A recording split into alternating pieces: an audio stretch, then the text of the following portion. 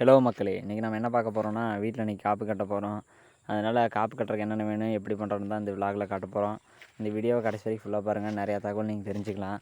வாங்க வீடியோக்குள்ளே போகலாம். ஃபஸ்ட்டு வந்து பார்த்திங்கன்னா, எங்கள் வீட்டு பக்கத்தில் வேப்ப மரம் இருந்துச்சு.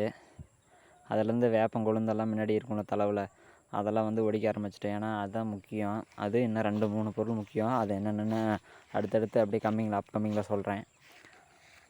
ஃபஸ்ட்டு வந்து பார்த்திங்கன்னா, இந்த வேப்ப இலையெல்லாம் ஒடிக்க ஆரம்பிச்சிட்டு தேவையான ஒடிச்சதுக்கப்புறம் வீட்டில் கொண்டாந்து வச்சுட்டு போதும். இதுலேயே நிறைய கொழுந்து இருக்குது. அப்புறம் வந்து பார்த்திங்கன்னா, பூன்னு ஒன்று சொல்லுவாங்க.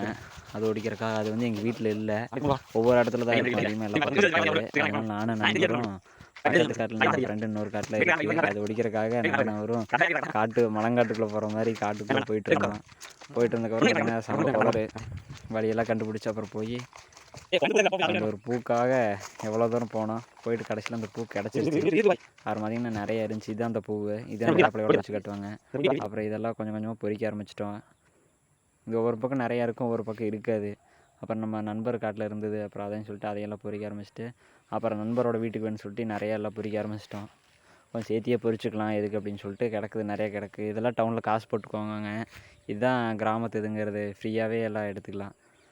அப்புறம் என்ன பண்ணுறோம், அப்புறம் எல்லாத்தையும் இருக்கிறதெல்லாம் ஃப்ரெண்டு காட்டில் எல்லாம் ஒடிக்க ஆரம்பிச்சிட்டு அவங்க வீட்டுக்கு ஒடிச்சிட்டாங்க. அப்புறம் நானும் அவங்க வீட்டுக்கு இன்னும் சேர்த்து ஒடிக்கலாம், நிறையா இருக்குல்ல, வேஸ்ட்டாக தானே போகுதுன்னு சொல்லிட்டு அப்புறம் அடுத்த வருஷம் தலைஞ்சு வந்துடும்.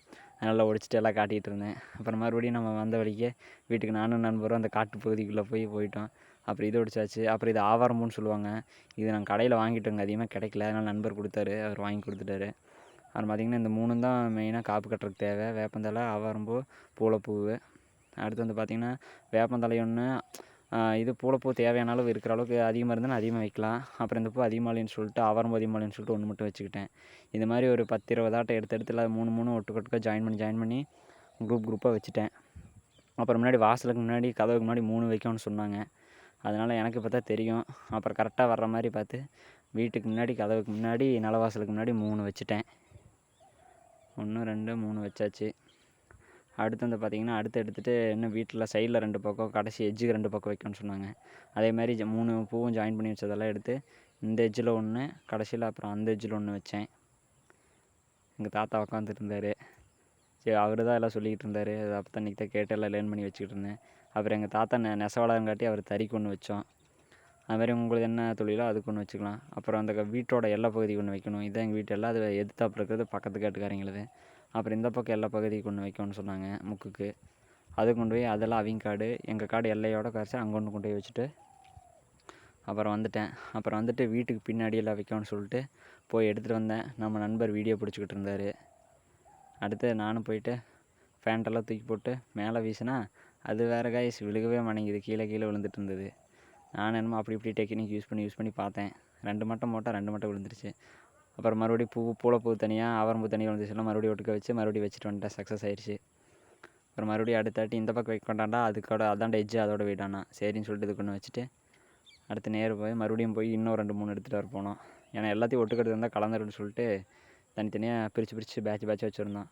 அதில் அப்படியே எடுத்துகிட்டு வந்தோம். எடுத்துகிட்டு வந்துட்டு பார்த்திங்கன்னா எங்கள் ஆத்தா வந்துட்டு இருந்தாங்க. அப்புறம் இந்த பக்கம் வைக்கணும்னு சொன்னாங்க. இந்த முக்குக்கு 1, அதே மாதிரி இந்த முக்குக்கு 1. எல்லா பக்கம் எஜ்ஜில் மெயினாக வைக்கணும், அதான் மெயினு. வீட்டு வாசலுக்கு மட்டும் 3 வைக்கணும். அப்புறம் பாத்ரூமுக்கு முன்னாடி 1 இருந்துச்சு கம்ப்ளீட்டாக, அதையும் வச்சுட்டேன்.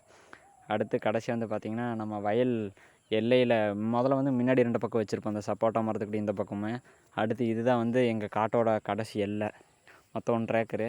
அந்த காட்டோட கடைசி எல்லை இருக்குது. நான் வேறு எங்களது பனைமரம் ஒன்று இருக்குது, அதை பார்த்துக்கிட்டே வந்தேன். ரொம்ப நாளாக எதுவும் பண்ணல, இந்தாட்டி நொங்கு எடுக்கல அப்படின்னு சொல்லிட்டு பார்த்துட்டே வந்தேன். அப்புறம் இந்த தென்னை மரத்தோட எங்கள் எல்லை முடியுது. அதனால் அந்த புதருக்குள்ளே போயிட்டு அந்த தென்னை மரத்துக்கு இந்த பக்கம் ஒரு செடியை, அந்த பூளைப்பூ அந்த இதெல்லாம் கொண்டு காப்பு வச்சுட்டு அடுத்து வந்து பார்த்திங்கன்னா அந்த பக்கம் 1 இருக்கும், அதுக்கு வைக்கணும்.